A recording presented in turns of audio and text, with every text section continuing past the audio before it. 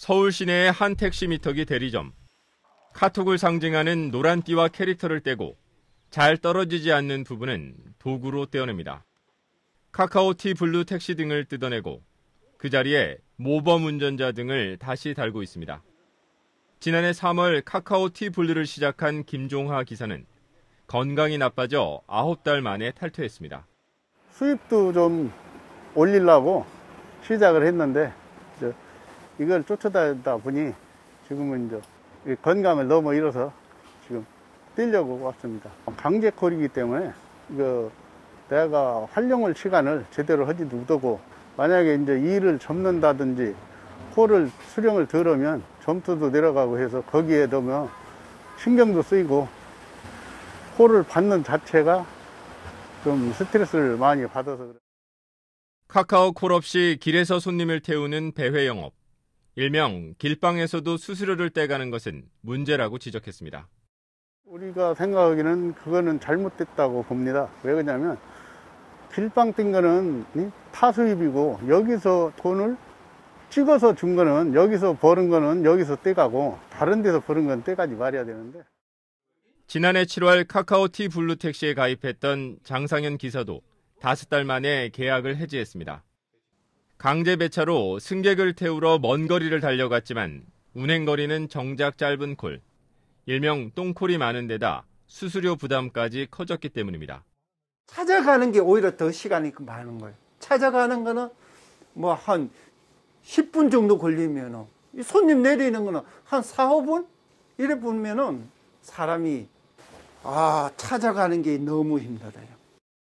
여기에다 택시기사가 번 돈의 20%를 제휴비 명목으로 카카오가 매달 떼가는데 이 수수료까지 택시기사 수입에 포함됩니다. 떼어갔던 수수료 가운데 16.5%를 나중에 되돌려주지만 이 돈 역시 영업 수입에 들어갑니다. 이렇게 되면 택시기사가 실제로 번 돈보다 더 많은 돈이 매출로 잡히는 겁니다.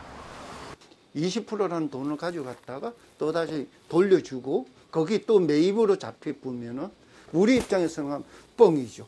그게 이제 어떻게 보면 불합리한 거죠. TBS가 한 택시기사와 함께 관할 세무서를 찾아 지난해 매출액을 확인해봤습니다. 매출 명세에는 카카오 T 블루 카드 결제 매출과 함께 매출의 15에서 20% 정도의 카카오 제휴 비용까지 잡혀 있었습니다. 택시 매출액과 다른 수입까지 합쳐 8천만 원이 넘으면 이중으로 세금을 내야 할 수도 있는 상황. 카카오 T 블루에 가입한 지 1년 남짓 된 또 다른 기사는 매출 증가에 따른 세금이 부담돼 연말 운행을 줄일 수밖에 없었다고 하소연했습니다.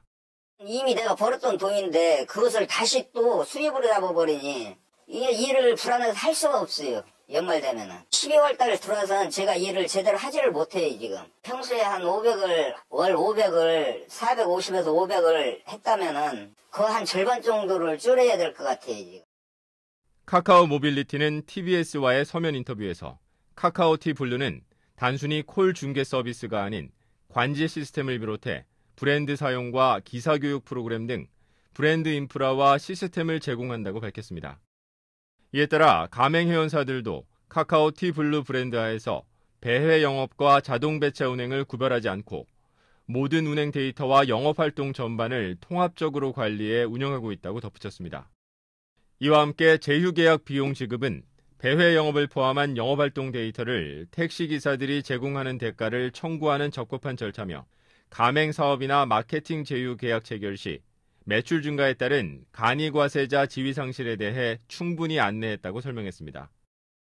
하지만 카카오의 공정거래 문제를 제기했던 국회의원은 상생기금 마련보다 택시기사들에 대한 카카오의 실질적인 부담 절감 노력이 필요하다고 지적했습니다. 수수료율 자체 때문에 다시 돌려주고 이중과세가 되기 때문에 그렇게 하지 말고 수수료를 떼고 다시 광고료나 정보 이용료를 주지 말고 아예 수수료율을 1%면 1% 이렇게 해서 단순하게 해줘야 택시기사들의 이중과세가 없어진다고 봅니다. 지난해 2월 시작된 카카오 모빌리티에 대한 공정거래위원회의 조사가 해를 넘기는 사이 택시기사들은 오늘도 카카오를 떠나고 있습니다. TBS 이용철입니다.